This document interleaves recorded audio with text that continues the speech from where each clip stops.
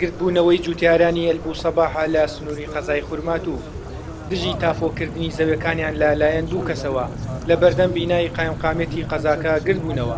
جوتیاران دەڵێن لە ساڵی 2026دا گرێبەستی زەویەکانیان نوێ کردوێتەوە، بەڵام بێئاگاداری ئەوان زەویەکانیان تاپۆکراوە بە ناوی دوو هاوڵاتیەوە کە عەرەبی نیشتەجێی پارێزگای تکریتن. ڕووبەری ئەو زەویەی جوتیارەکان باسی دەکەن 500 دۆنمە کە لە بنەڕەتدا مڵکدارەکەی بۆ جوتیارانی کورد و تورکمان و عەرەبی گوندەکە دەگەڕێتەوە.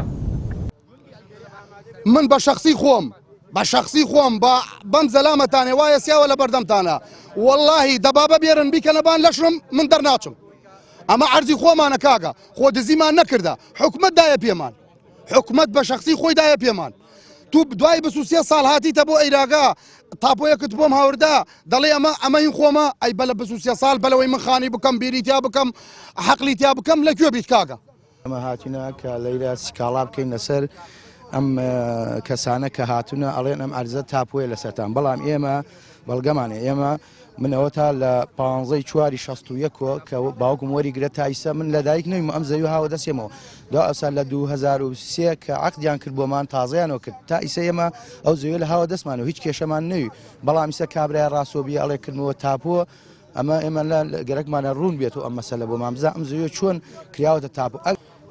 ئێمام عەرزە ئەم مڵکە هین باو باپیرانمانە بەماجاوتەوە سەنە تەملیکمانەیە هین 61مان هەیە کە و دوای 61 ئێمە لە 87 ئەم دی ئەمەیانە ڕمان و گوندەکەمانیان گواستاوە بۆ مجەمەعی سەیاد ئەلەوراگەش ئەم چوار دێبێت گومار چوار دێگەیان گواستەوە لەوێ دامانێنم عەرز و مڵکانمانە داگیر کرد و لێرە هەموویان برد.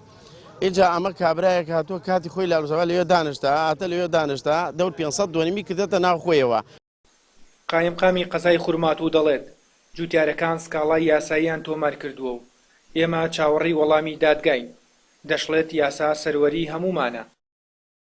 ئەوەی لە ئێمە ئەکرێتەوە بەرایە قایمقام و ڕئیس وحدە الإدارة و ڕئیسی لجنە ئەمنیە تەقسیری لەگەڵیان ناکەن، شەکوایە تەقدیم بۆ ئێمە ئیجراعاتی لێکەن.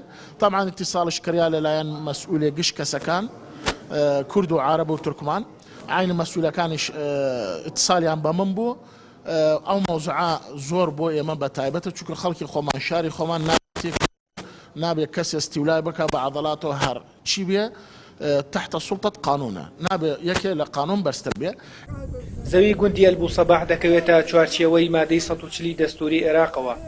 جگا لەوەی لە ساڵی 2025دا پەرلەمانی عێراق بە زۆرینەی دەنگ مادەی 3 پەسەند کرد، بەماش بڕیارەکانی ئەنجومەنی باڵای شۆڕشی بەعەس هەڵوەشێنرایەوە کە پەیوەستە بە کێشەی زەویزارەوە. هەرێم نامێق کەناڵی ئاسمانی پەیام کەرکووک.